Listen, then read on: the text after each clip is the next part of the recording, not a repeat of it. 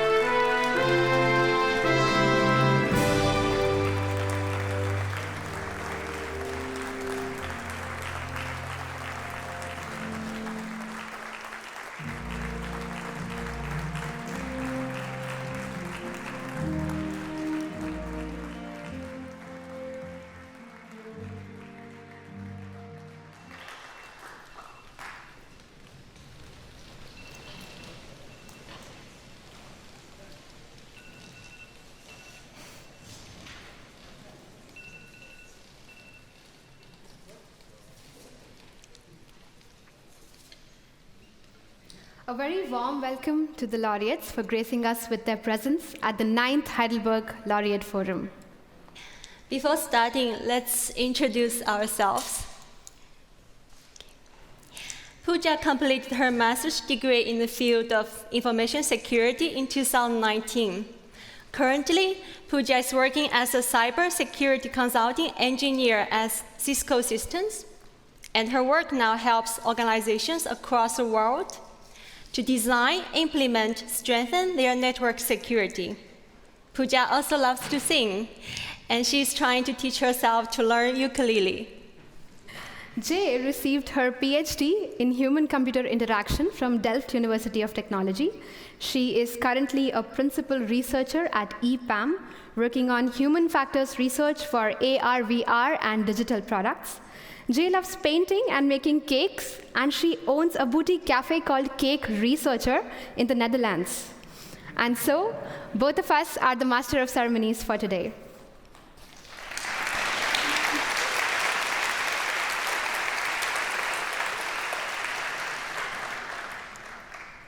It has taken more than 1 billion years of human evolution for us to reach this point in time, 2022.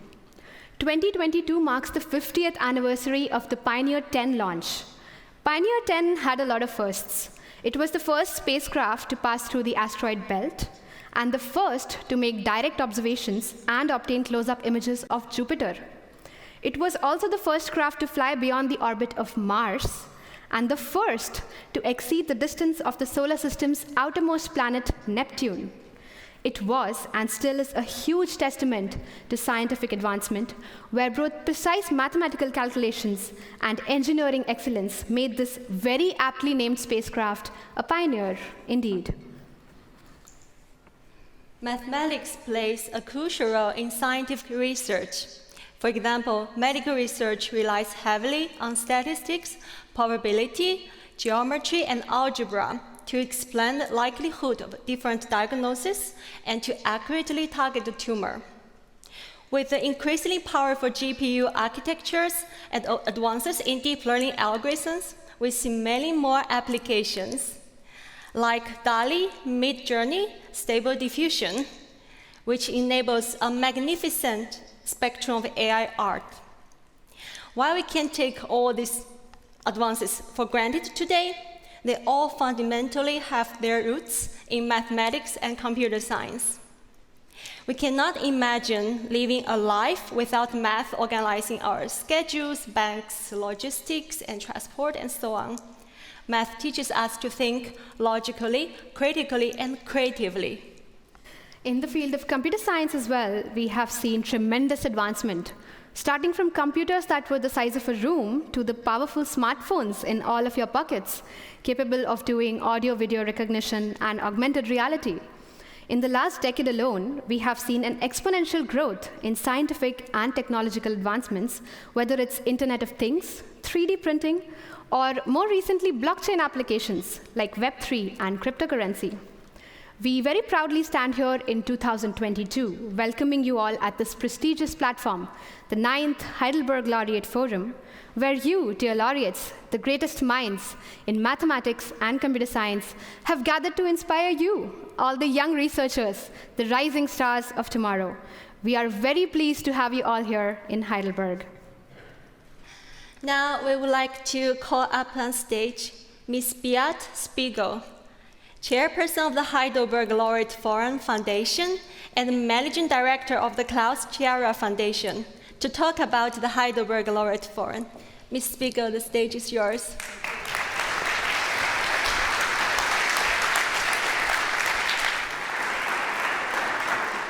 Thank you. Dear members of the Tschira family, dearest Gada, dearest guests, partners, supporters, young researchers, members of the press, and of course, dearest laureates. It is an absolute pleasure to welcome you all on the 9th Heidelberg Laureate Forum. It is thanks to your contribution, your passion, and your hard work that the HLF continues to be such an impactful and exceptional event. We are mindful that our meeting here comes at a turbulent time in the world. To the east, the war of aggression has forced Ukraine into a fight for its very survival. This has not only had dire consequences for the men, women, and children of Ukraine, but has sent shockwaves through the global community. Global climate change and the COVID-19 pandemic also continue to leave their mark around the world, disrupting the world economy, causing states of emergency, and creating for us an unfortunate new normal. However, it is precisely in such times that scientific pursuits are of the utmost importance. We rely on the scientific community to pursue meaningful efforts to combat climate change, to develop effective vaccines, to counteract pandemics, and to be a shining beacon of community, camaraderie, and humanity in the middle of a turbulent world. Given these troubles, we are especially delighted to be welcoming you all here in person. We know the past 2 years have made such gatherings difficult.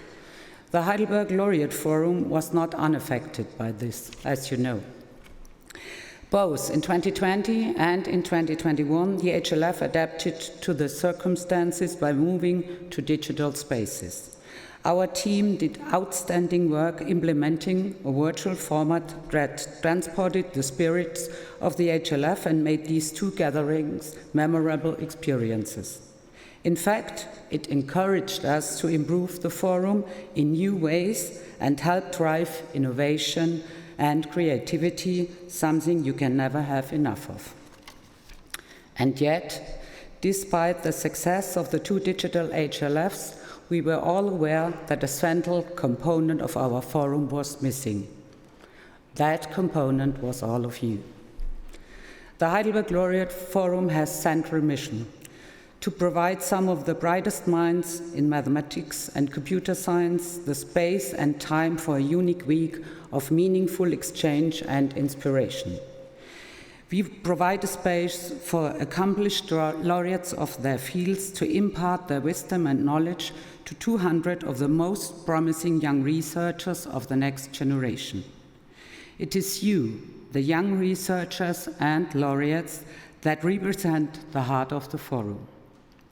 Your abandoned passion and dedication to your research is the lifeblood that imbues the forum with its electric energy year after year. Our founder, Klaus Tschira, understood this when he first conceived the Heidelberg Laureate Forum Foundation. His vision was to create an annual event that would function not only as a nexus of scientific exchange, but as a once-in-a-lifetime inspirational experience to researchers at the beginning of their careers. Next year, we will celebrate the 10th HLF, and I can say with absolute certainty that Klaus Tschira would be immensely proud of how far his vision had carried us. With each year since our humble beginnings, the HLF has grown in importance, excitement, and impact. This year alone, young researchers from over 50 countries all around the world are joining us, from Kazakhstan to Japan, from Nigeria to Ukraine. Our alumni network, Alumnode, started in 2018, already boasts around 700 young researchers, all of whom are able to stay connected with one another, continue to exchange ideas, and collaborate on fascinating projects bridging multiple disciplines. The HLF benefits from this as well, as many of our alumni have gone on to contribute in some way to our annual forum, whether by moderating a panel, writing a blog article, or even hosting the HLF itself, such as our two delightful Masters of Ceremonies, Pooja and Jie, are doing right now. Thank you again so much. We have continued to expand and reach out to our local and regional communities through our mathematics and informatics station, the so-called MINDS. The MINDS attracts countless visitors all year round, from expert to the general public, from individuals to school classes, to spark interest in, interact with, and learn about topics related to mathematics and computer science. We are pleased to announce that accompanying this year's HLF will be a very special interactive exhibition, usually on display at the Mainz, entitled I Am AI, Explaining Artificial Intelligence. This exhibition, developed by the platform Imaginary, gives visitors a fascinating look into some of the most amazing aspects and applications that AI technologies promises, and does so in an exciting, engaging, and even playful way. The HLF has also been fortunate to enjoy long-lasting partnerships each year to symbolize the special bond between the Heidelberg Laureate Forum and our inspiration, the Lindau Nobel Laureate meetings. Each of even 2 events hosts a lecture at the respective meetings. We are deeply honored that this year's Lindau lecture will be held by the Nobel Prize-winning astrophysicist Reinhard Genzel. For many of the young researchers in the audience, this will be your first time attending the HLF. I'm sure those who are repeat offenders would agree we could not be more excited for you. This week, you will hear insightful talk, witness fascinating debates, and have inspirational exchanges with some of the leading scientists and experts in your fields. You will be able to make lifelong connections and meet a diverse group of like-minded and bright individuals such as yourself from all over the world. Should you be at all nervous about engaging with fellow young researchers or laureates, let me give you this piece of advice: don't be. You have been selected among your countless peers because you have demonstrated immense potential, great determination, and exceptional talent in your field. Needless to say, none of this would be possible without the individuals sitting here in the front rows. Nowhere else will you find such a collection of influential minds that have fundamentally shaped their fields. This week, you will be in the presence of recipients of the highest honors bestowed upon researchers in mathematics and computer science: the Abel Prize, ACM AM Turing Award, ACM Prize in Computing, Fields Medal, the IMU Abacus Medal, and the Nevanlinna Prize. These awards stand for the groundbreaking research and incredible achievements that the recipients have contributed to the scientific community and to the world. We are honored to be able to welcome them all in our beautiful city of Heidelberg and to the Heidelberg Laureate Forum. Every one of us at the Heidelberg Laureate Forum Foundation always looks forward to this week. We know that just as important as the greater moments of lectures and panel discussions are the little moments exchanged between participants. A serendipitous meeting between 2 promising, bright, like-minded individuals that blossom into a fruitful collaboration. A chance encounter or debate that sparks an idea that might eventually change the world. The spark of inspiration that passes from one generation to the next, opening one's horizons and perhaps changing one's life forever. We are immensely proud to see the HLF's vision fulfilled, to see the horizon of scientific thought expand ever onward. Thank you.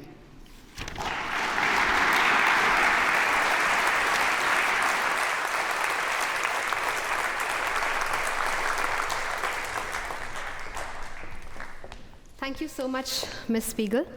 I would now like to invite the scientific chairperson for the Heidelberg Laureate Forum Foundation, Professor Dr. Anna Wienhard, to the stage.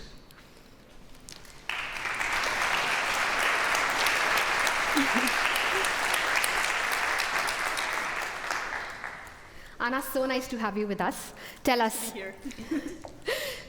what do you think makes the Heidelberg Laureate Forum so unique, in your opinion? There are many things which make the HLF exceptional, of course. For me, the unique thing is really the interaction. So every time, it's a great pleasure and it's wonderful to witness this unique atmosphere at the HLF.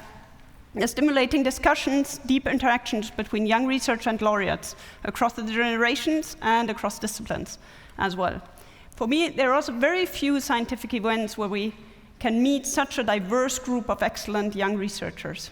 And that we have this here for this, I would really like to thank the award-granting institutions for their continuing strong partnership.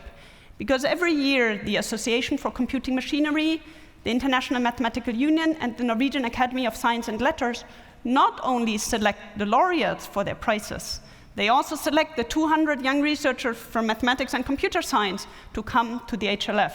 And this selection is a really tremendous effort and work, and we are really grateful for their support in this.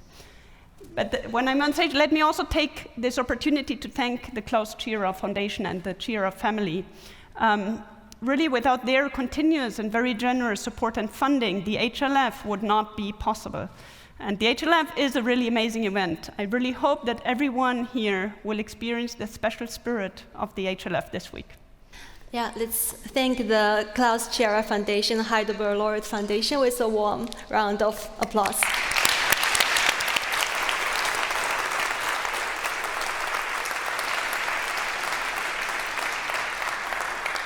So we are also happy to be back in person this year. And could you give us a little teaser what we can expect for this week? Well, I must say also after these 2 years of digital and virtual HLF, it's really great to be here in person. And I would also like to say welcome to the laureates and welcome to the young researchers. It's great to have you here with us now and for this exciting week which lies ahead of us. Because really even a lecture is a much more dynamical experience when you hear it live than just online. And so this week, besides the laureate lectures, we also have a couple of very interesting panel discussions on stage, but we also have more intimate formats like an engaging workshop and small group interactions with the laureates. We also, for me, one of the highlights is really always the Tuesday afternoon, the hot topic, which this week will be on deep learning, and we will have some of the founding fathers among the laureates will discuss with experts and practitioners on not just deep learning, but also its applications and implications in the field. And you all know that the scientific program is important, but to some extent, much more important is also what happens beyond the scientific program. So this is the part which is even more difficult to implement digitally, so there's social interaction. So we also have a wide array of social activities, beginning with the reception tonight after the opening ceremony, in addition to, for example, the boat trip on the beautiful Neckar River and the much beloved Bavarian evening where we already saw pictures of the one in 2019. The week so sounds let me, amazing. I mean, this is the program, but we are grateful to be here in person, right? But we are also aware of the ongoing pandemic. So let me just take this moment and ask everyone, each participant, to be considerate of one another and to try to follow the COVID guidelines we have and also our code of conduct, because we really want that everyone can fully enjoy this week of the forum and have a safe and positive experience. The week does sound really amazing. So are there any other aspects of the forum that you are most excited about? Yeah, so one thing I'm really excited about is the poster flash. So this is an opportunity for 30 young researchers from really a diverse set of backgrounds to tell us about their research and present their research. And I think it's a great opportunity to get new ideas, to form new connections, and to broaden one's horizon. But I'm also looking very much forward to the laureate lectures and the laureate discussions on stage. This is one format which we took from the digital HLF into the in-person event. And so these are also two things which I'm very excited about, but really for me, none of these individual activities can capture the essence of the HLF. So as I said, when I answered your first question, for me, the essence really lies in the interaction, in the stimulating discussions between mathematics and computer science, because I believe that this is really the exchange we need to also be able to address the challenges of our future. And so perhaps let me end with some encouragement to the young researchers. Don't be shy, ask your questions, start a conversation, really take the chance and the opportunity this week offers to you, and have a wonderful week here in Heidelberg. Thank you so much, Anna, for your insights. Yes.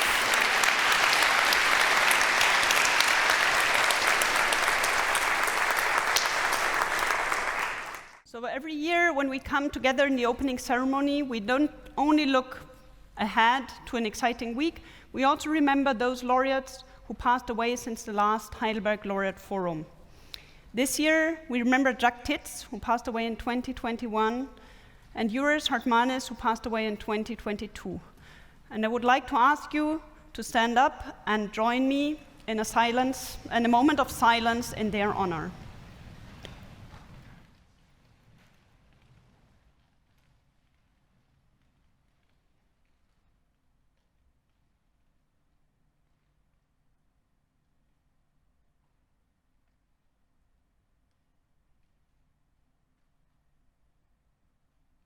Thank you.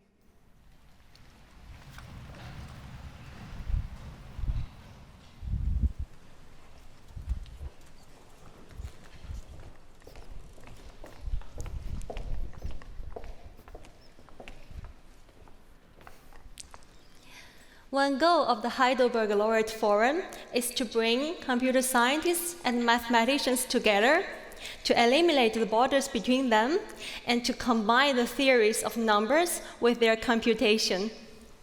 The world of mathematics and computer science is very fascinating indeed, and we all know the power that data and information holds in today's world. Interestingly, I think I remember a quote from Mark Twain, who has actually been to Heidelberg many times, and it says something like, "There are three kinds of lies: lies, damned lies, and statistics." Let us elaborate. Okay. About 1 month ago, the HLF team reached out to all of our young researchers with some questions. And we received so many interesting answers from 77 young researchers. Let us paint a picture now, shall we? The one that you see on the screen. We went through all of your lovely answers, and for the purpose of this experiment, we converted them into numbers. Then we calculated the most common, yet the most notorious statistic, the mean, the average. What does the statistically average young researcher at the Heidelberg Laureate Forum look like? Let us see. Okay, let's give them a name, Fryla.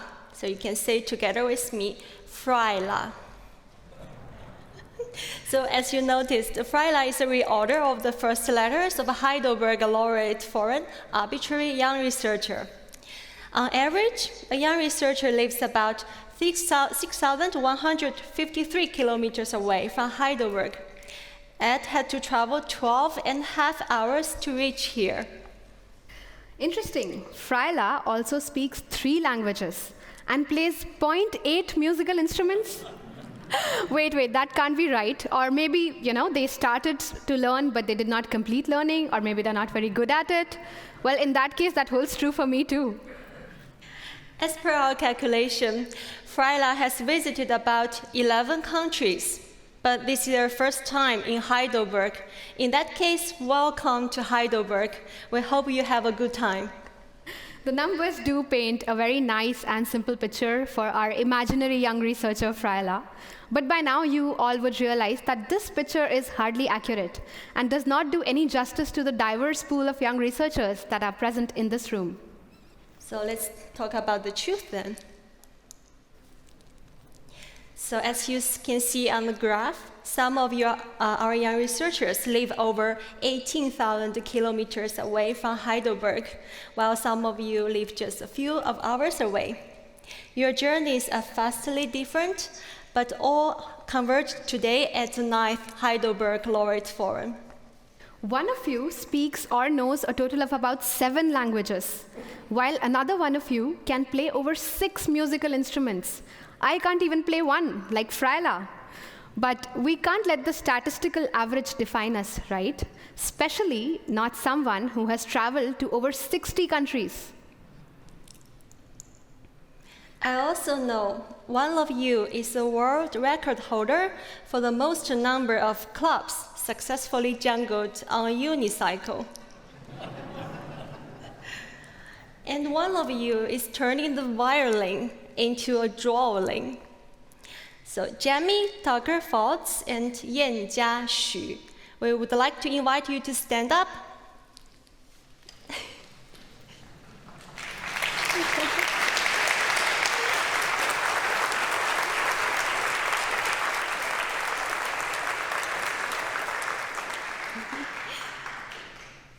Thank you. Your fields of interest are largely varied as well. So some of you are studying or have studied bioethics, physics, psychology, aviation, philosophy, epidemiology, nutrition, music, cinematic arts, and linguistics. Spoiler alert, that young researcher who studied linguistics is the one who knows 7 languages. Interestingly, elements of music, such as tempo, chord progression, form, and meter, all use mathematical concepts. The attempt to structure and communicate new ways of composing and hearing music has led to musical applications of set theory, abstract algebra, and number theory. So it is not surprising that many of you young researchers are learning or have learned musical instruments, ranging from Indian classical instruments like the tabla or the harmonium, to clarinet, violin, euphonium, keyboards, ukuleles, bass, guitar, drums, and even trumpets. Honestly, if we all had our musical instruments with us right now, we could become the largest orchestra band and maybe jam with the lovely ladies at Balanced Action over there. The art of origami has long been considered as the mathematics of paper folding. Some of our young researchers are origami hobbyists. They are Udi Benjamin and Louis Bernhard. We have Karan Ahuja, who is a glass-blowing artist, Victoria Peneva, who makes cute crochet dolls, Jimo Abdul Ganiyu, who turns medical images into paintings, and Miriam Leohart, Azu Amadova, Tanya Shreda, who play with colors and use mixed materials to express themselves in artworks. We are also amazed by the 3D artwork and photographies by Andrei Greiner-Peter and landscape photographs by Nongli Bisanson. We invite you all to stand up and let us see all of you. Let's have a huge round of applause for all of them as well.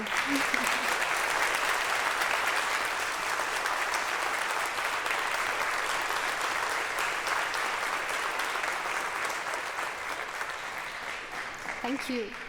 Wow, there are so many talented people in this room. In fact, I think let's have another round of applause for all of our young researchers, because the ones that we saw now are just the tip of the iceberg.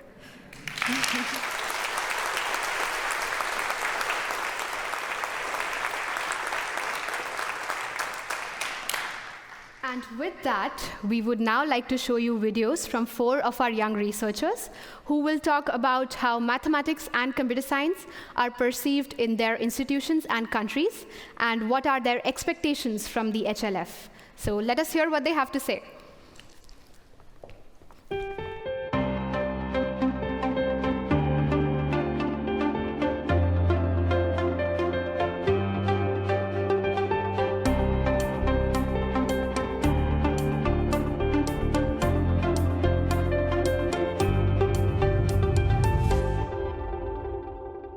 Hi, nice to meet you. I'm so excited to participate in this HLF edition in person. It's incredible to see and hear people in higher definition than any video conferencing software could transmit.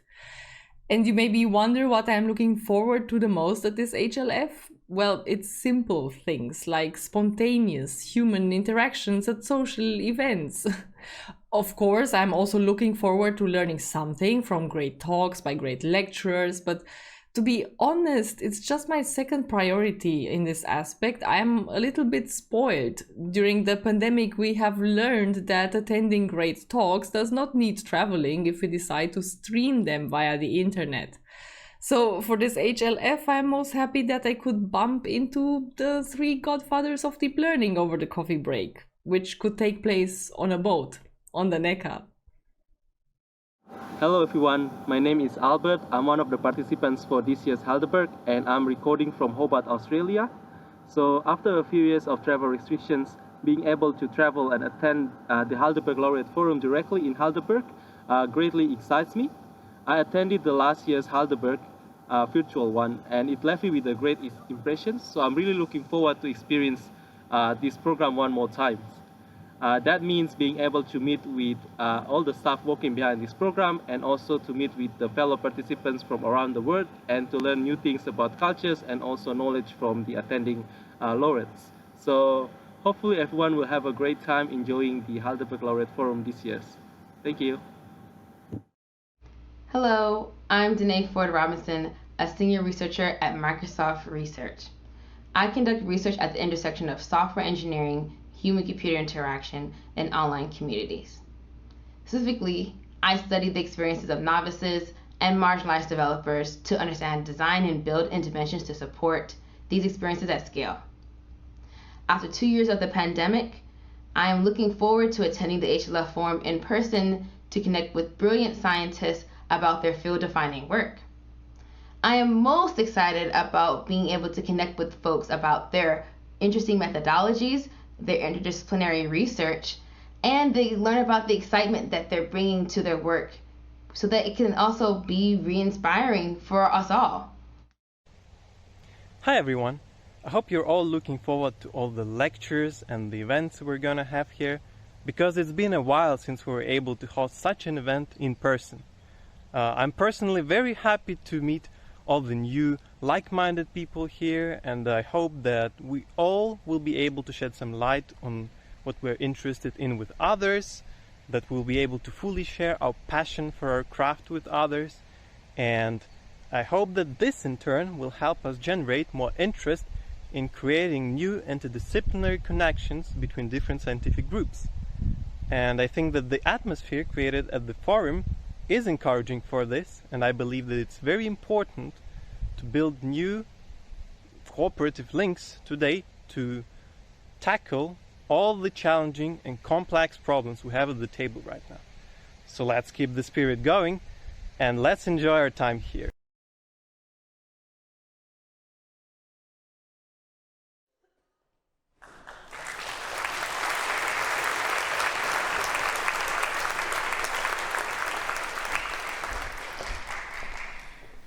Now we would like to give the stage to Bettina Stark-Watzinger, German Federal Minister of Education and Research, for a video address.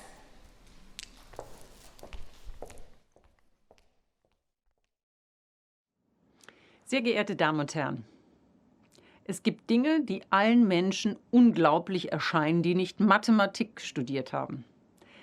Dieses Zitat wird Archimedes von Syrakus zugeschrieben. Und es enthält aus meiner Sicht viel Wahrheit. Mathematik ist keine Zauberei, sie ist ein nützliches Werkzeug. Sie kann viel erklären und hilft jedem von uns. Nur wer den Dreisatz beherrscht, kann im Supermarkt viele Preise vergleichen. Nur mit Mathematik können Wissenschaftlerinnen und Wissenschaftler die Entfernungen zu fernen Sternen berechnen und die Existenz von Gravitationswellen im Universum beweisen. Mathematik ist also ein Hidden Champion. Klimawandel, Energiekrise, Pandemien. Nur mit exzellenter Forschung können wir diese Aufgaben meistern. Mathematik und Information sind immer dabei, um Klimamodelle zu berechnen, unseren tatsächlichen und zukünftigen Energiebedarf zu bestimmen oder auch um die Entwicklung beim Pandemieverlauf zu projizieren. Mathematik ist die Grundlage für alle Naturwissenschaften und Technologien. Ohne sie ist technischer Fortschritt schlicht nicht denkbar. Der Universalgelehrte Carl Friedrich Gauss bezeichnete sie darum zu Recht als Königin der Wissenschaften. Das gilt heute natürlich auch für die Computerwissenschaften und wenn es darum geht, gewaltige Datenmengen zu beherrschen. Ohne die Computerwissenschaften wäre unsere Informationsgesellschaft nicht möglich. Und ohne sie gäbe es dieses Video nicht. Mit ihr kann ich heute bei Ihnen virtuell beim Heidelberg Laureate Forum sein. Bei ihr kommen herausragende Nachwuchswissenschaftlerinnen und Wissenschaftler der Mathematik und Information mit Trägerinnen und Trägern der renommiertesten Auszeichnungen dieser Fachgebiete zusammen. Dieser intensive, interdisziplinäre Austausch, diese Vernetzung ist ein wichtiges Fundament für wissenschaftliche Höchstleistung. Sie ist die Basis für Innovation, für neue Produkte, neue Methoden, neue Dienstleistungen. Und das BMBF unterstützt das nach Kräften mit Initiativen, Förderschwerpunkten und mit Investitionen.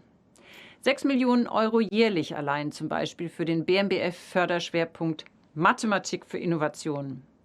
Hochschulen und Wirtschaftsunternehmen arbeiten hier eng zusammen. Deep Learning ist eines der Schlagworte. Und mehr noch. In diesem Herbst werden wir weitere Projekte beginnen, Digitalisierung und Nachhaltigkeit als Schwerpunkt. Damit wird die anwendungsorientierte Mathematik zu einem wichtigen Baustein, um die vorrangigen Zukunftsaufgaben anzugehen. So machen wir Deutschland fit für die Zukunft zusammen. Ein Aspekt liegt mir dabei ganz besonders am Herzen und das ist der MINT-Nachwuchs. Das sind die jungen Menschen, die sich für Mathe und Naturwissenschaften begeistern. Wir brauchen die MINT-Fächer, das Interesse dafür, daher für ein Jahrzehnt des Fortschritts. Die MINT-Fächer bieten viele Chancen. Deshalb fördern wir Zugänge zu guter MINT-Bildung entlang der gesamten Bildungskette. Dazu fördern wir MINT-Cluster auch hier in Baden-Württemberg.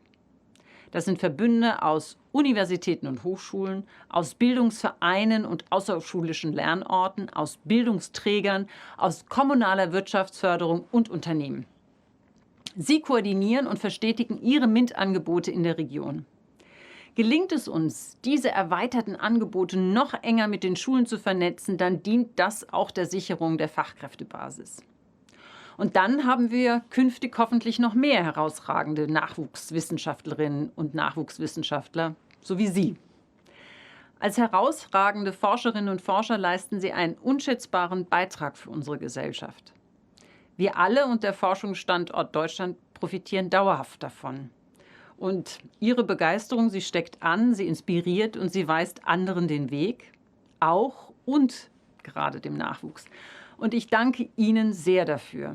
Werden Sie nicht müde, diese Leidenschaft in die Öffentlichkeit zu tragen? Wir brauchen sie.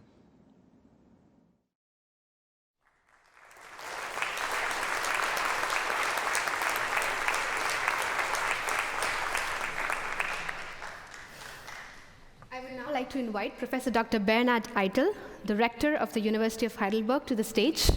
Professor Eitel, the stage is yours.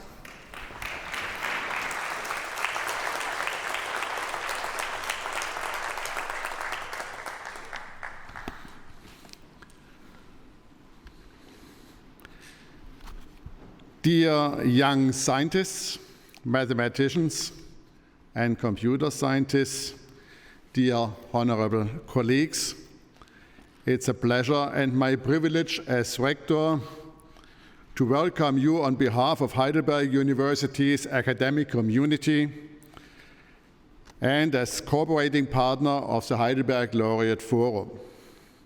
It's a true honor to participate in this 9th opening ceremony, the first, hopefully, in post-corona times. We will see.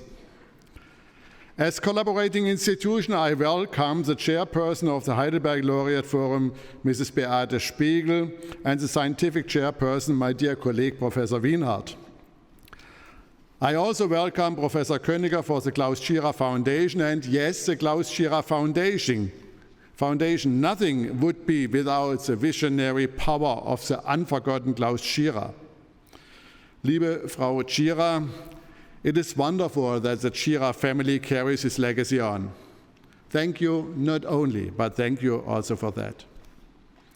Heidelberg University and Heidelberg as Knowledge Pearl are characterized by a symbiotic relationship.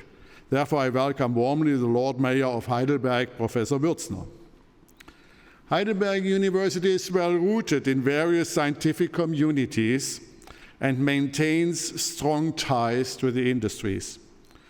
Outstanding research, as well as the translation and the transfer of new findings, are central tasks for a comprehensive research university. After a process of deep transformation, we are proud to be a leading institution in translation and transfer as well. Therefore, it's a pleasure that Sabine Bendiek from SAP represents the industry today. And for the sciences, it's my privilege to welcome Yannis Ioannidis, the president of the Association of Computing Machinery, Klaus, the president of the International Mathematics Union, and Gunn Elisabeth Birkelund, the General Secretary of the Norwegian Academy of Science and Letters. And finally, and personally, I'm very glad to welcome a faithful friend of mathematics, the Heidelberg Laureate Forum and Heidelberg University, the former president of the European Research Council, Jean-Pierre Bourguignon. It is wonderful to be able to meet face to face. And yes, I can confirm, experts, computer scientists, and mathematicians really do exist. The 9th Heidelberg Laureate Forum is no avatar meeting. Mathematics and computer science are no artificial disciplines. They are deeply rooted in nature, we heard about that, and they play a crucial role in understanding the universe on all scales and in all fields. As one of the oldest disciplines, deeply intertwined with history, mathematics has always belonged to the sciences and universities as long as they have existed. Theologists, astronomers, and even astrologists all have used it. The old mother, mathematics, and its younger daughter, the computer sciences, developed in our times as backbones of research, not just to the benefit of our society, but to the benefit of the global society. They contribute cross-cutting expertise to creating a future by exploring the unknown and by educating and training the next generation of scientists and experts, translating the results of research into societal, economic, and technical applications.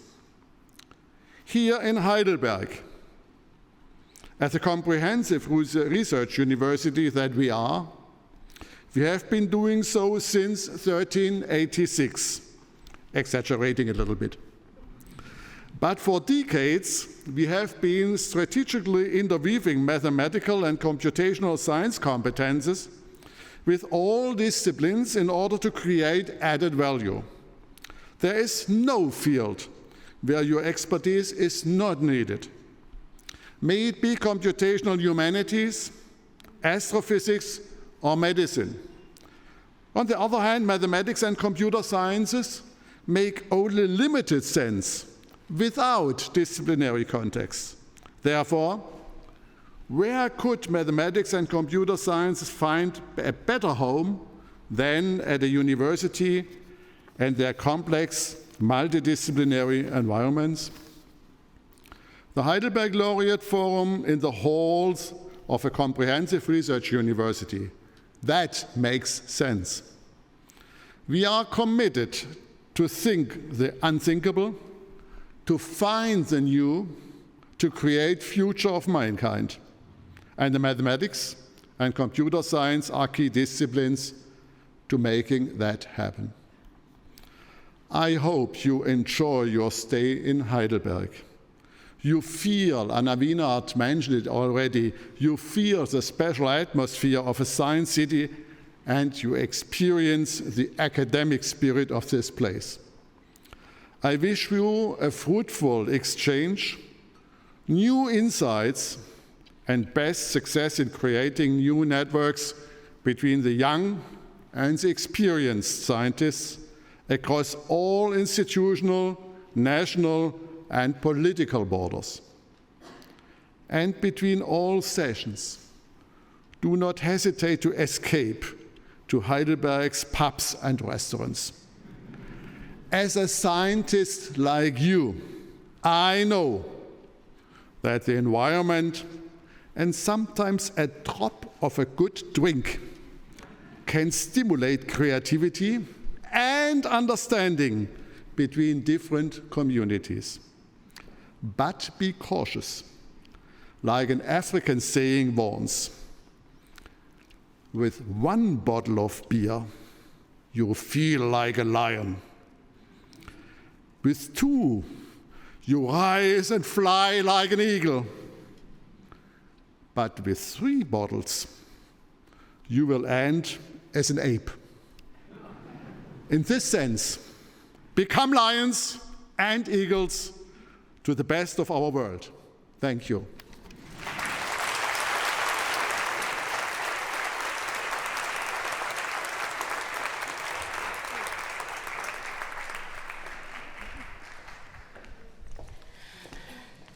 Next, we would like to invite Ms. Sabine Bendiek to address the audience. Ms. Bendiek is the Chief People and Operating Officer, Labor Relations Director, and member of the Executive Board and SAP-SE. Every year we have our Friday HLF activities at the SAP offices. Ms. Bendiek, welcome. The stage is yours. Thank you.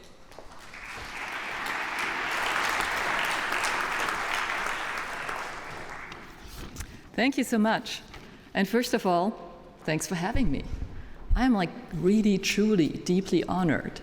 Not only that I'm allowed to represent SAP, but actually to be here with this very esteemed and wonderful group of people. Because when I look into the room, there's a unique mix of decades of experience in research and success in research.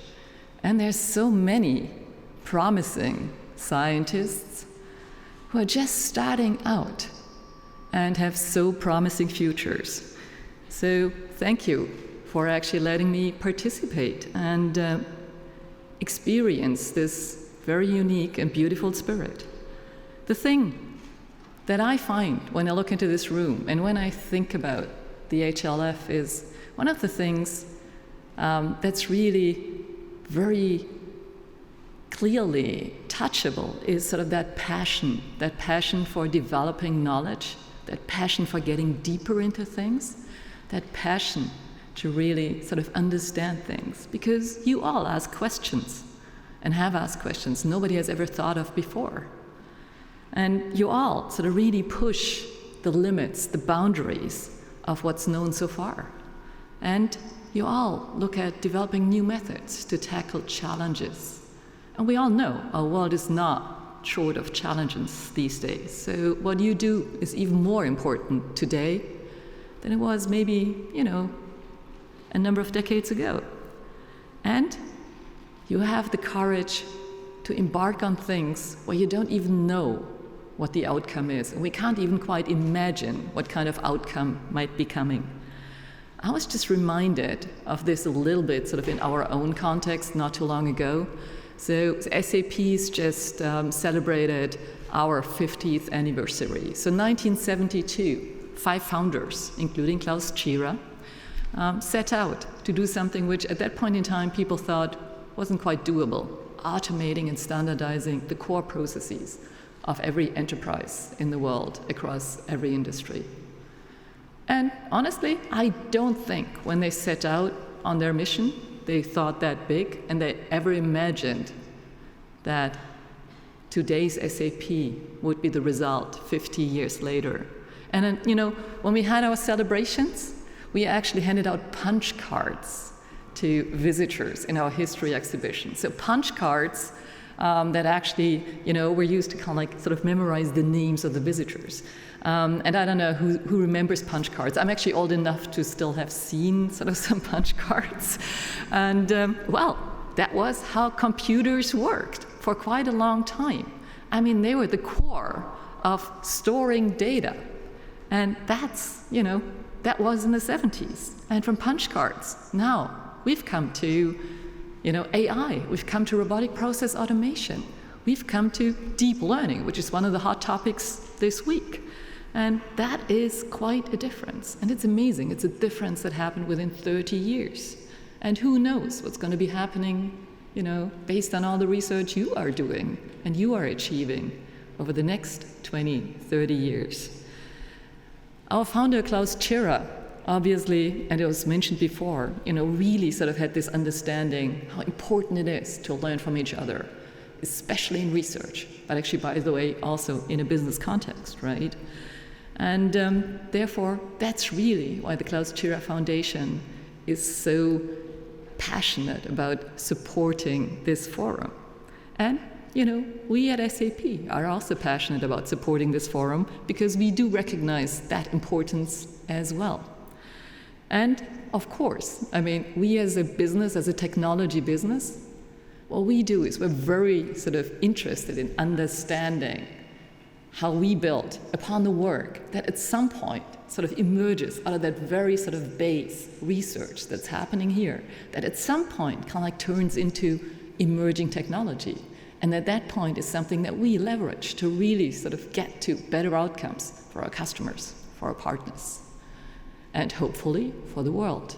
Because that is still the big promise that we deeply believe in, that we help the world run better based on technology. Technology truly can solve the world's challenges. But then, of course, technology is not thinkable without mathematics. So with that, I'm, again, deeply honored to be here, to spend the time with you.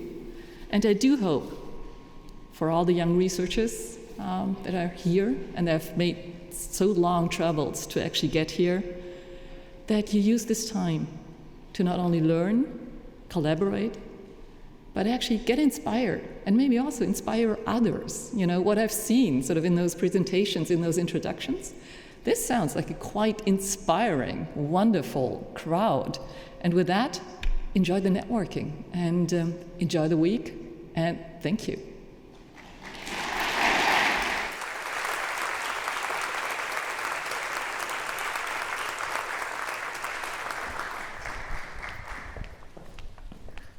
Thank you very much, Ms. Bendiek. So next up, we have another fun activity. We have a small quiz about Heidelberg. So this is the time to whip up your smartphones, your tablets, your laptops, and you can just go to the browser and type in kahoot.it,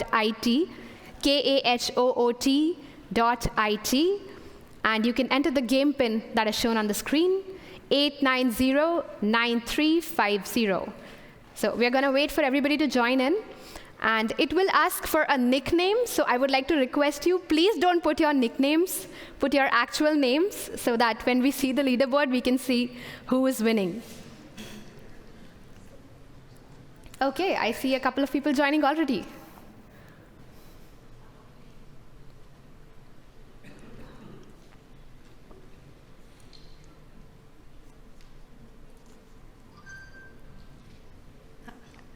All right, looks like everybody is joining up. We have 35 people so far.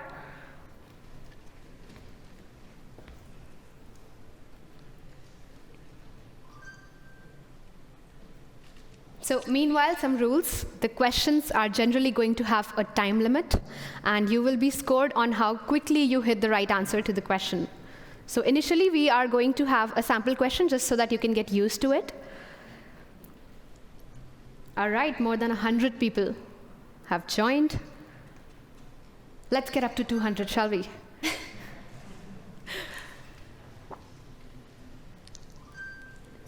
If you live in Heidelberg, or if you've been here many times, you might have an unfair advantage.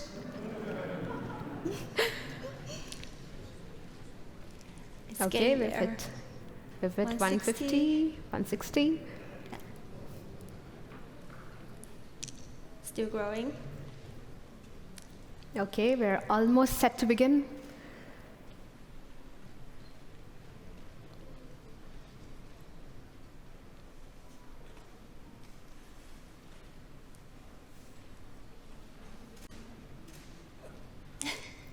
Still growing.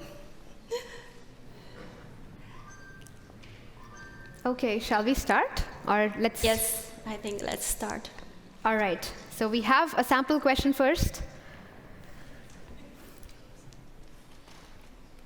I hope everyone's ready.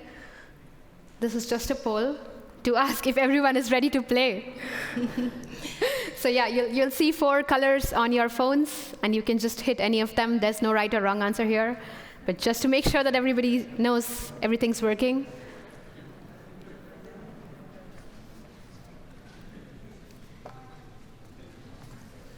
Great. I think we have all of the answers. Okay, 187 answers. Okay. Yeah, that's how we play. So you choose the color of the answers on your phone or tablet or any device. If you are ready, we are going to move to the real question.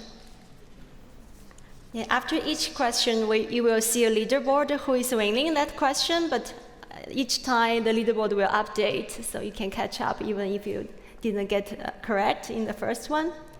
Okay. So let's see. Yeah, so most of the people are ready. I am ready. And some of them have responded, hold on, my friend is still joining the game. Okay, I guess we can start with the first question. Yeah. So the first question, it is one of the oldest universities in Germany. Over the years, this institution has produced at least 8 Nobel Prizes and has established itself as one of the leading universities in the world. 4 choices: SIH University Heidelberg, Heidelberg University, University of Education Heidelberg, Ludwig Maximilian University of Munich. And the answers are pouring in very quickly.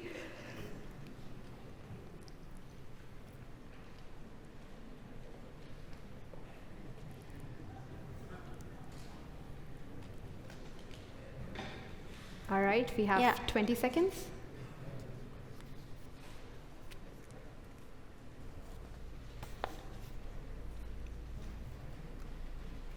Ten seconds, everybody get your answers in.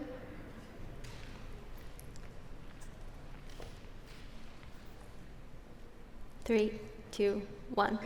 All Leaderboard. Okay, I see most of our guests, young researchers, get the correct answer. Yes, it is Heidelberg University. Let us have the leaderboard up. All right, we see Sadhika is winning so far. Everybody can catch up. The leaderboard is going to change after each question. All right, let's have the next. So we have a quote here that says, "One thinks Heidelberg by day, with its surroundings, is the last possibility of the beautiful. But when he sees Heidelberg by night, a fallen Milky Way with that glittering railway constellation pinned to the border, he requires time to consider upon the verdict." And let us have the question now. The question is fairly obvious. Who is the author of that quote that you just saw? And if you were listening so far, we have already mentioned this author once during the opening ceremony. So that's a huge hint. You can probably hit the right answers. Charles Dickens, Edgar Allan Poe, Ralph Waldo Emerson, or Mark Twain? We have almost all of the answers in.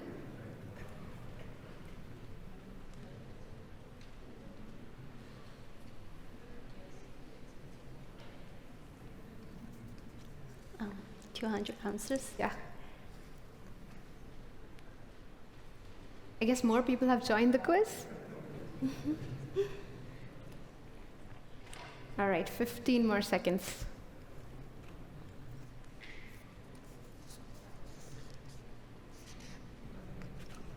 5, 4, 3, 2, 1. Let's see the correct answer. Yes, it's Mark Twain, and most of you have gotten it correct. Thank you, you were listening. All right, let's have the leaderboard up. Oh. All right. Let's have the next question up. So question 3. Heidelberg is home to one of the world's largest wine barrels, the Heidelberger Ton. Where is it located? Market Square, Heidelberg Hauptbahnhof, Heidelberg Castle, or Old Bridge? So most people are super quick. Within 15 to 20 seconds, we are getting most of the answers in. The leaderboard count the quickest one. Huh? Yeah.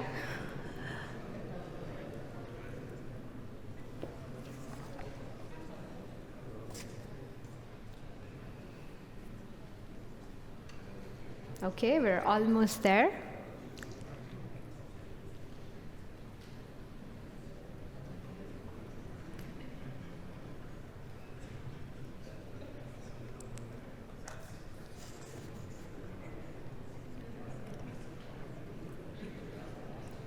Okay, only 3 seconds.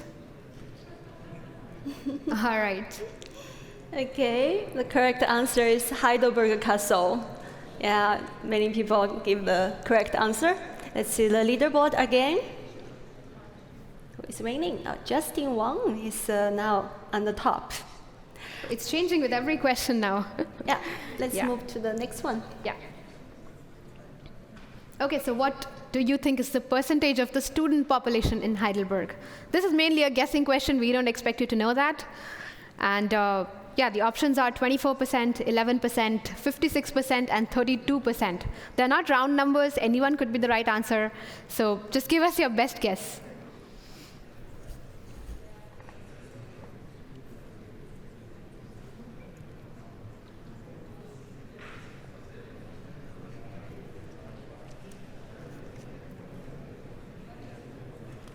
Okay, we have 30 more seconds. Please don't go and Google the answer. That's not okay.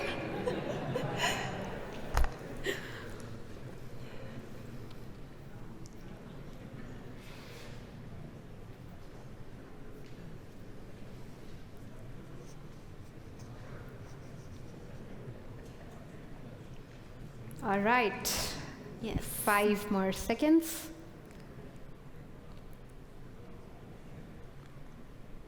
Yes.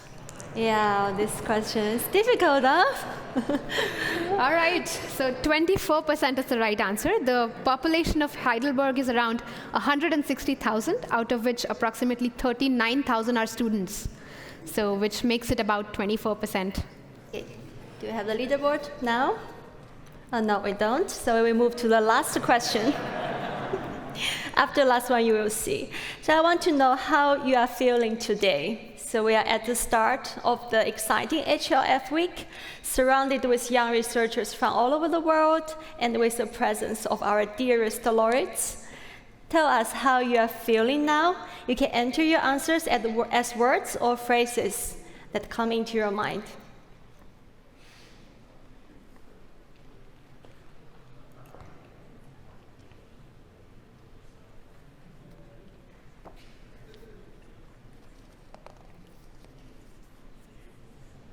Okay, 20 more seconds.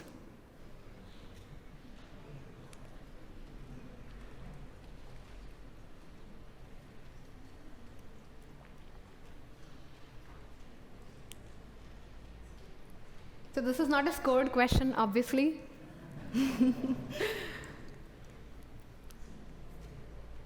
Okay, we have the answers.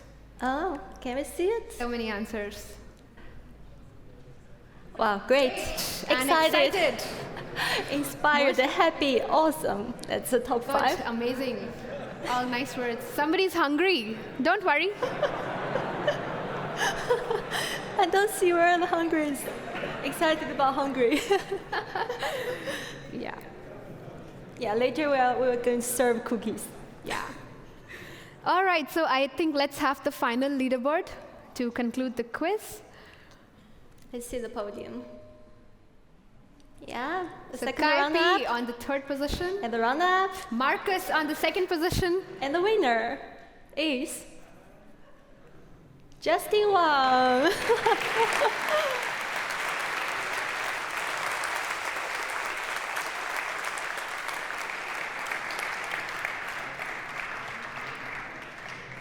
All right, I hope you enjoyed that. That was wonderful. And congratulations to all the winners.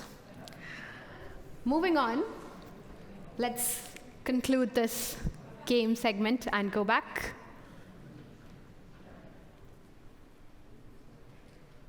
So, Jay, what were some of your fondest memories from when you attended the HLF last time? Well, to me, HLF is the academic event I've ever attended. It's the best. So it's not really one of the best. It is the best event. I remember the inspiring lectures by Professor Shratak Patel and Professor Yoshua Bengio.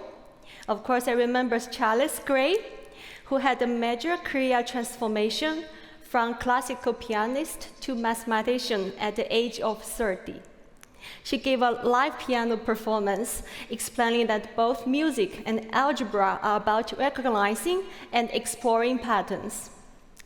All the social events were memorable as well. I remember the boat trip on the Neckar River, and the castle tour and delicious dinners, and MC Momita introducing the hobbies of young researchers, like what we did a moment ago. Yeah, including my cake made with some magic square. How about you, Pooja? What is your most amazing experience attending HLF? So my journey to just reach the HLF back in 2019 was so chaotic. I remember there were a few of us, and we got on the flights in India, from Delhi, India, and the plane started moving, and then it stopped, and then after 4 hours of sitting there, the flight got cancelled. And yeah, so it was all a huge frenzy, and after about a day, we were able to get in touch to get rebooked on another flight. And we finally reached Heidelberg just in the nick of time, and we made it to this hall just minutes before the opening ceremony was about to start. I remember I was sitting in the very last row because there were no other empty seats, and there no photography and videography is done. So yeah, I was sitting there. But once we got here, things were so much smoother, and frankly, they were so amazing. Obviously, the lectures, workshops, hot topics were all super engaging. I also remember Professor Hellman's talk on the technological imperative for ethical evolution. But apart from the immense learning experience, I also had a lot of fun. At the social events, I think I remember dancing on 2 occasions. One was at the boat trip, and one was during the Bavarian evening, where we were all wearing our traditional costumes. So I would say that 1 week was a perfect amalgamation of learning and fun. I was also a co-host and moderator in many of the sessions in the 8th Heidelberg Laureate Forum last year, which was virtual. And I remember some very interesting discussions in the fishbowl sessions about epidemic modeling and effectively engaging the public in science and artificial intelligence. But putting all of that aside, today I am so happy to be finally back in person and as the Master of Ceremonies. It is indeed a huge honor for us to come back to the Heidelberg Laureate Forum as Masters of Ceremonies today. Absolutely.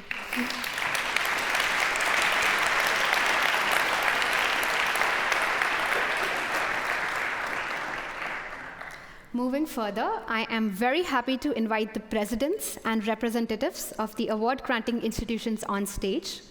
Professor Dr. Yannis Ioannidis, President of the Association for Computing Machinery, Professor Dr. Carlos Kenig, President of the International Mathematical Union, and Professor Dr. Gunn Elisabeth Birkelund, General Secretary of the Norwegian Academy of Science and Letters.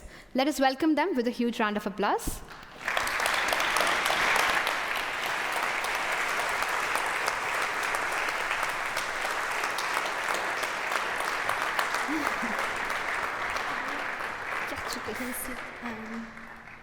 Get closer.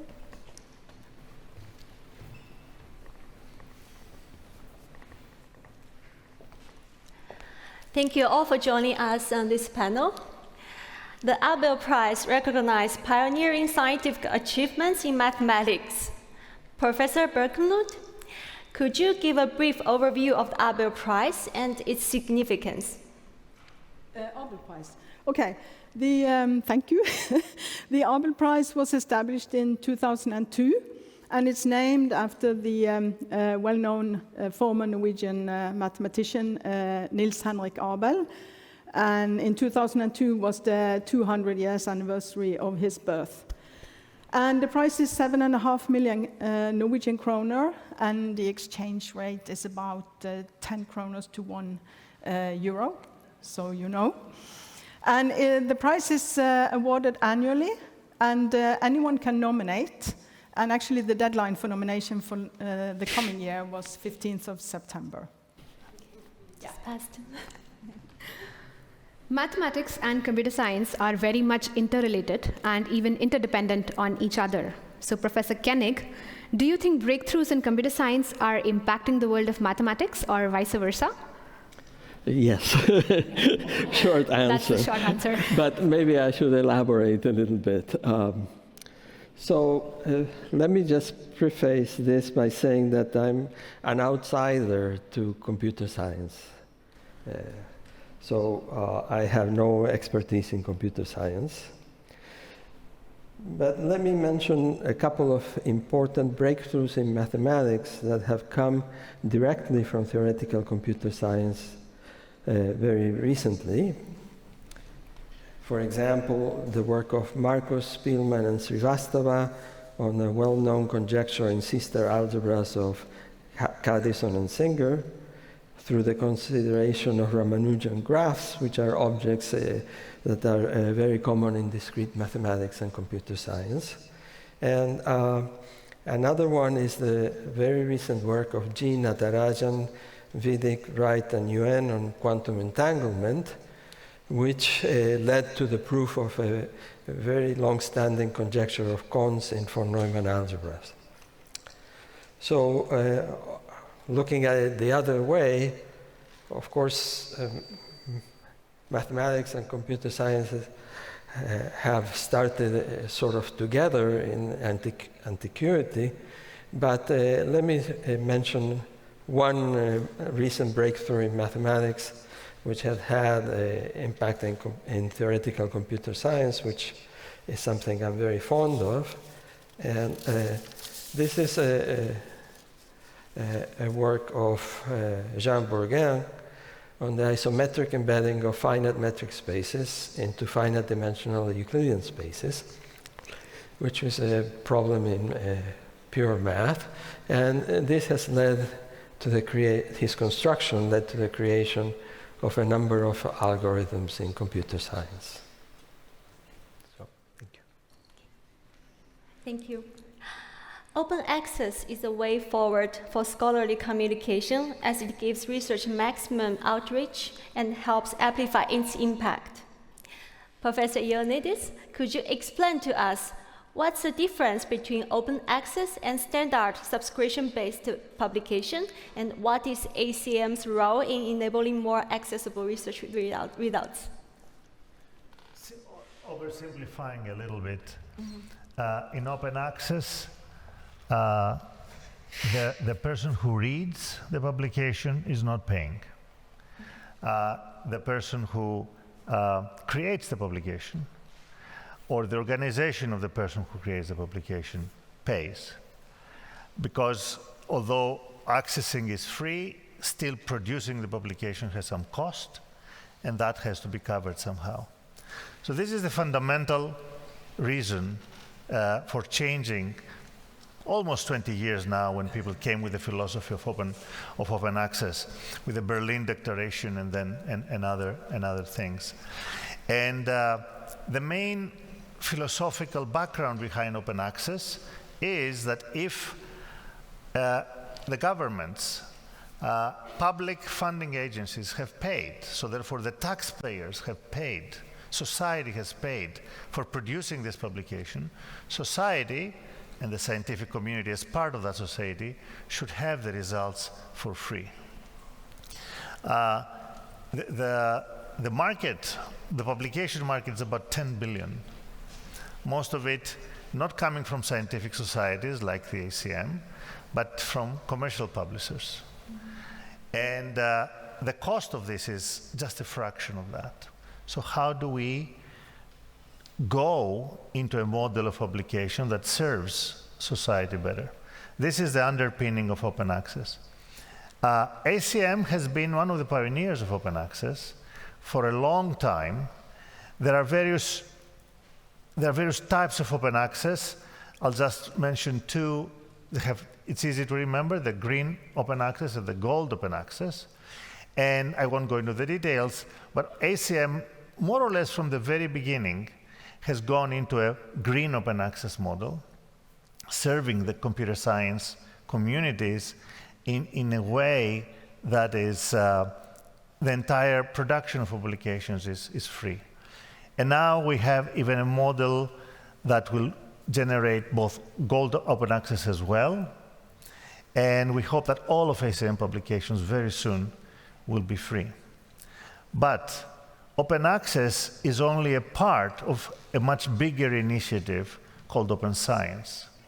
And open science is a philosophy and methodology of doing science, any science, not just computer science or mathematics, that its goal is collaboration, reproducibility of science, and trust, transparency and accountability.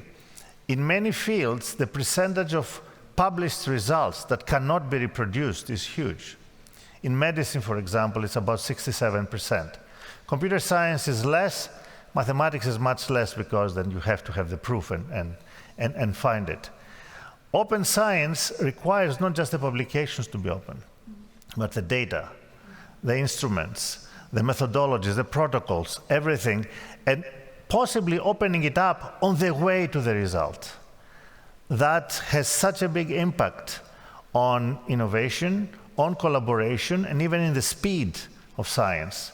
So in ACM, we work, and we will continue working, not just reaching the ultimate open access model, but also supporting our members and the entire scientific community towards open science. Thank you, Professor Ioannidis. The COVID pandemic has impacted life and day-to-day all over the world. So, Professor Birkelund, would you like to throw some light on the impact that the pandemic has had in the world of mathematics, if any? And in terms of the post-pandemic world, where do we stand? And are there any new or special events that we can look forward to? As a non-mathematician and non-computer scientist, I can say that many of the people I know also in these disciplines were, of course, working from home. And quite a few of them, I would expect, were doing some of these kind of computer games and other kinds of games that we just saw. So I'm not sure I'm able to say anything specific about the impact of the pandemic on these disciplines, but I think in general, and that's, I think, very good for science, is that the fact that we had this foundation of basic research, in particular in medicine and in many disciplines, meant that the world were able to come up with vaccine against the COVID-19 virus much quicker than we would otherwise have anticipated.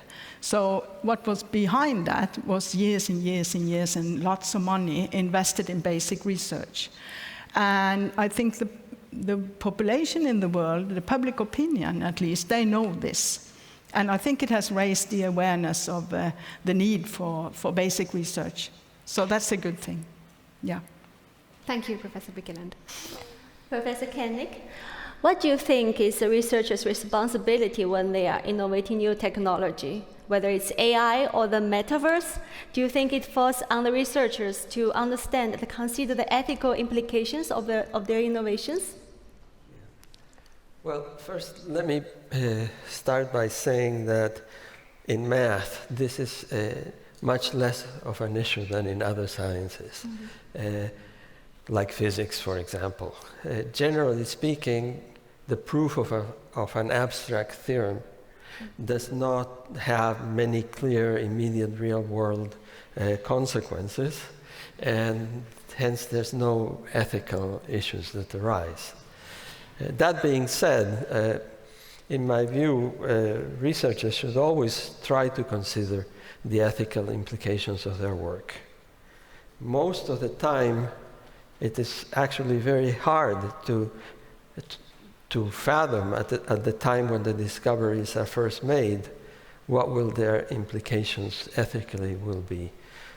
I am pretty sure that the first research that led to the creation of the atomic bombs was not obviously connected to weapons of mass destruction.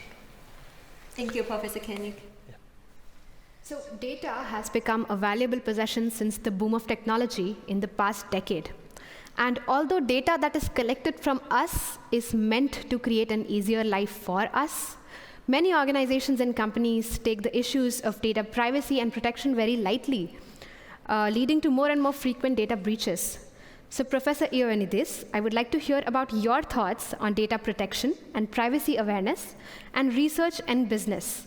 What are researchers' roles in shaping a data-secured future? Well, all technologies that we create can be used for good and for bad, and this is one instance of what we have in our midst. The computer scientists, often theoretical computer science, have developed very important technologies that help in cryptography, in privacy concerns, differential privacy, secure multi-party computation, in order to hide the actual data from someone who doesn't have the right to access it. It is true that many companies take advantage of the data that is freely available, and of course the young generation is spilling their guts out in all the social networks, so the data is ample there willingly. The problem is when we are under surveillance and data without our knowledge is taken into account. We have, as I said, many techniques. We can develop more, but then beyond that, we have to have a dialogue that is not technological, is not scientific. We have to have a dialogue with the major corporations, with the help of the social scientists, because the problems are much beyond technology, in order to find the sweet spot where our lives become better because of the availability of this data, and yet our privacy is secured. And the sweet spot may be different for different people, and also different for different occasions. All right, thank you, Professor Ioannidis. We all know that only one woman, Karen Uhlenbeck, has won the Abel Prize so far. Professor Birkelund, would you like to throw some light on the gender profile of the Abel Prize winners? And what are your thoughts on this gender disparity, and how does the future look like for the Abel Prize? Yeah, big question, difficult to answer. I think everyone knows that it would be very nice to have more female laureates in mathematics. We have now, I think, 25 laureates who have received the Abel Prize, of which one is a woman, and that's Karen Uhlenbeck, and that was in 2019. And she was very aware of the fact that she was the first woman, and I think she has been, together with other women in these disciplines throughout their whole life, been aware of the fact that they were of the first women in the areas they were entering. And she said that in the 60s, the idea that she met was that women cannot do math. And also that there were actually more or less barriers to giving postdoc scholarships to women. So, I mean, things have changed a lot. This is so good. But the prize, the Abel Prize, is given for more or less, become more or less a prize that is awarding a lifelong commitment. So, you know, we would be happy, of course, to give the prize to more female mathematicians. I think this will come in the future.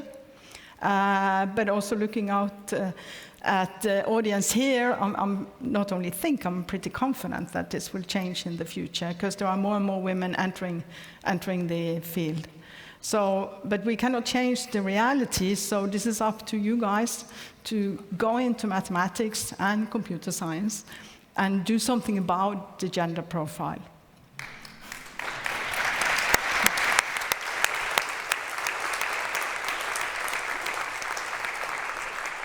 Thank you, Professor Birkelund.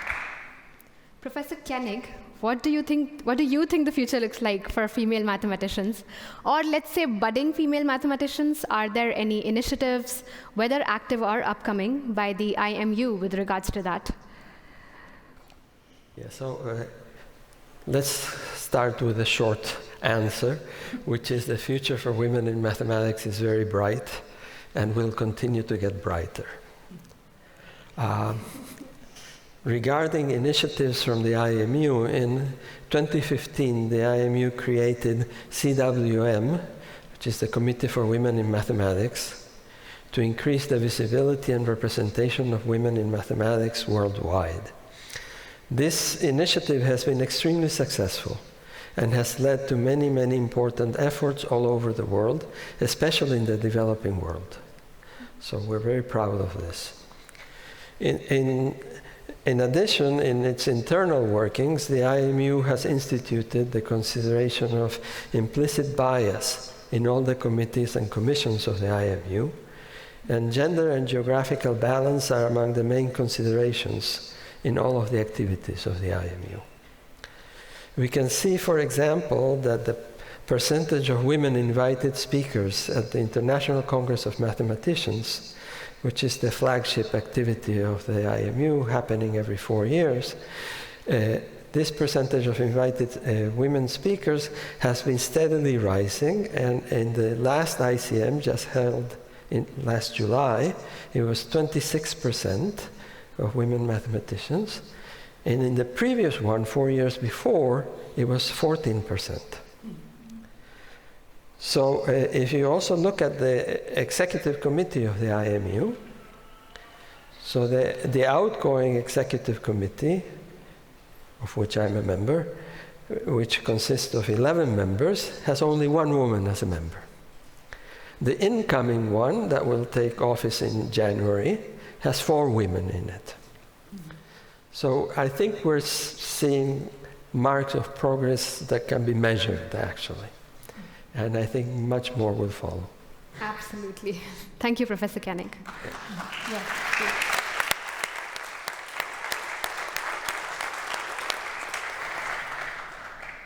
Professor Birkelund, in addition to honoring excellence in mathematics, are there any other initiatives that the Norwegian Academy of Science and Letters is taking to encourage and empower women in the field of mathematics? Oh, yes, I can talk about that for a long time, but I can see there is a clock ticking. Okay, so we have a program for children and teenagers.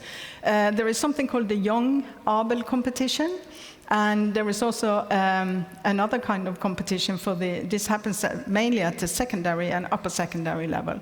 So it is to increase interest in mathematics among kids, basically. And we also have, and many of you would know that, we have the Holmboe Prize, which is an annual prize for the best teacher in mathematics. And since I'm here, I would like to thank anyone in the audience who has been involved in the Abel process. I know some of you has been working on the committee to select the laureates, so we really appreciate the work you put in. Thank you. Thank you, Professor Birkelund. I have a very interesting question for Professor Ioannidis. So what are your thoughts on the social responsibility and consciousness about exposure to technology? To explain it better, I would say today, for most of our waking hours, we are surrounded by screens, all kinds of content. So how do you think that is affecting, both positively or negatively, people's research and their mental health? Well, this is a sociology question, and I'm really glad we are standing next to each other. But as a technologist, I'll try to respond. Computing, let's say 10 or 20 years ago, we were all in our sandboxes developing technologies, we were having fun, and we had some impact to society, of course, mostly to business, but it was relatively limited. Now, we cannot do anything in the world without using computing in one form or another. And now the weight of responsibility on the impact that our technology has is there. And you talked about how does technology impact research or our everyday lives? Tremendously. But the change that we have to do as technologists, as computing scientists, is we will not stop developing our technologies, we will not stop innovating in the way we have been doing it, but we have to think also next to it, what is the potential impact of what we do? Even in the way we write the papers, the language that we use. Even if we have a small paragraph, I will say, well, this could have this impact or could have that impact. It is very important for us to think about it, and as a community, if we see a danger on an innovative technology that we want to get it out, this will not stop, to also have countermeasures or have other ways of containing that potentially negative impact. The positive impacts are many. I mean, there's no point in discussing. And I want to stress that we cannot do this alone. We need the social sciences and the humanities next to us in order to reach the appropriate level of response. And ACM really has many initiatives in this direction, which I hope also that in the next few years will also be strengthened. It's an interdisciplinary world, and we'll be working together for a long time. Thank you, Professor Ioannidis. The National Academy, Norwegian Academies, both sciences and letters, but I'm a sociologist and we just talked a little bit. Yes. Sorry. We're up shoulders. Thank you very much. Thank you. And this is the last question for Professor Kenig. What are your thoughts about the relevance and future of interdisciplinary research with reference to the prizes? Yeah, actually, I thought it was the Abel Prize and the Fields Medals. Okay, because I think one has to be very specific in answering this question. For instance, Abel Prizes. Yes. So let me start with saying that to some extent the Abel Prize has already recognized interdisciplinary research. For instance, in the award to Yves Meyer for his work on wavelets and its applications. In the awards to Zemeredi, Lovash, and Richterson for their works in discrete mathematics and their applications. So in some sense, the Abel Prize has taken small steps in that direction, and probably more will be taken in the future. That would be my guess. I have no power to influence this. For the Fields Medal, this is a much more complicated issue. And this is because of two important features of the Fields Medal, or the Fields Medal Award. First, that there is an age limitation. You have to be under 40 years of age to receive the Fields Medal. And second, the Fields Medal is an individual award. It cannot be given for teamwork. And when you talk about interdisciplinary work, what happens is that it takes longer to develop because many things have to come together. So naturally people are older. And secondly, it's teamwork because you bring different disciplines together. And so given the current Fields Medals rules, this is not really in the cards right now. Thank you very much, Professor Kenig. So this brings us to the close of this panel discussion. Thank you very much to all the panelists for your insights into the awards and for answering all of the questions that were posed by us. Can we have a huge round of applause for all the panelists?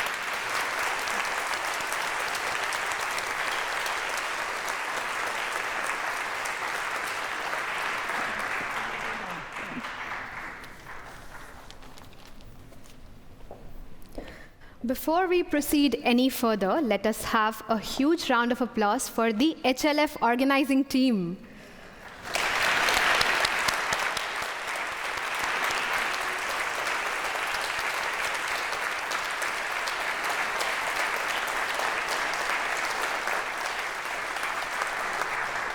So yes, they are the ones who make everything so perfect every year. So after the ceremony, we have a reception that will take place in the Marstal cafeteria. Basically, you just have to go straight towards the river, but you can also follow the music, or you can follow the crowds, you can follow each other. But yeah, to the people that were hungry, this will be your salvation. Okay, tomorrow morning we will start here at 8:15 for a warm-up session to stretch yourself a bit for the scientific program. And the scientific program will start in this room at 9 a.m. So for most of you, this is the same as your local time, but for a few participants, you will actually start at your midnight. So we hope you can find some good sleep tonight. And in any case, we will meet in this room, 9 a.m. Central Europe Standard Time. We would like to remind everyone to take the rapid antigen test at any of the 3 testing centers before coming to the venue tomorrow. We would now like to request all the laureate speakers and representatives to approach the stage after the ceremony for a group photograph. And I would now like to invite Beate, Anna, and the representatives of the award-granting institutions, Carlos, Gunn, and Yannis, to the stage to officially open the 9th HLF.